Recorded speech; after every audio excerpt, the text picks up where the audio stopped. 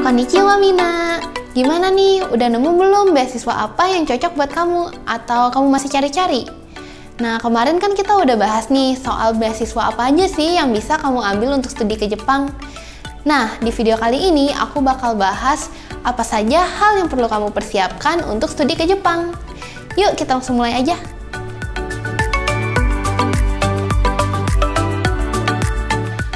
Jadi di Jepang ada dua jenis sekolah yang bisa ditempuh pelajar asing. Ada Nihongo Gakko dan Senmon Gakko. Bedanya apa sih? Kalau Nihongo Gakko merupakan sekolah atau lembaga pelatihan bahasa Jepang. Biasanya mahasiswa asing belajar bahasa Jepang di sini.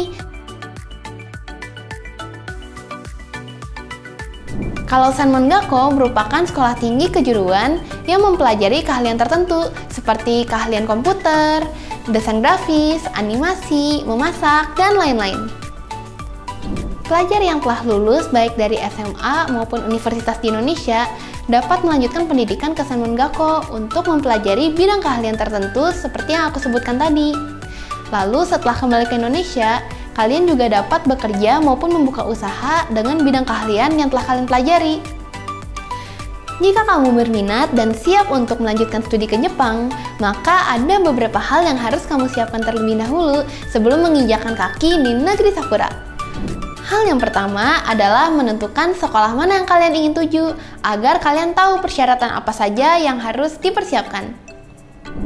Yang kedua, biaya hidup di Jepang. Kalau kamu penerima beasiswa full, nggak usah pusing mikirin uang sekolah, tinggal bawa uang saku aja. Nah, di Jepang itu biaya hidup kira-kira besarannya 150.000 yen per bulan. Kalau kamu belajar di kota yang lebih kecil, itu pengeluarannya bisa lebih sedikit. Tapi kalau kamu belajar di kota yang lebih besar seperti Tokyo, itu akan memakan biaya hidup yang lebih banyak. Apalagi kalau kamu tinggal di apartemen. Tenang aja, di Jepang kamu bisa mengajukan izin untuk kerja paruh waktu. Nah, di Jepang itu ada dua jenis pekerjaan. Pekerjaan penuh waktu dan paruh waktu atau arubaito. Bagi kamu yang ingin kerja paruh waktu, kamu bisa mencari lowongan di majalah maupun website kerja paruh waktu. Nah, untuk gajinya sendiri itu kisaran 800 sampai 1000 yen per jam. Yang ketiga, tentunya belajar bahasa Jepang. Kenapa begitu? Karena dengan bahasa Jepang yang baik, kalian dapat memperlancar kegiatan akademik kalian, kehidupan sehari-hari, maupun meningkatkan peluang kerja dan bisnis di Jepang. Kemudian, ambil formulir dan siapkan pemberkasan untuk dikirim ke sekolah, seperti sertifikat JLPT, CV, dan ijazah kelulusan. Kalau berkas kamu disetujui, maka kamu akan mendapatkan COE atau Certificate of Eligibility, yang menyatakan bahwa kamu diterima di sekolah tersebut.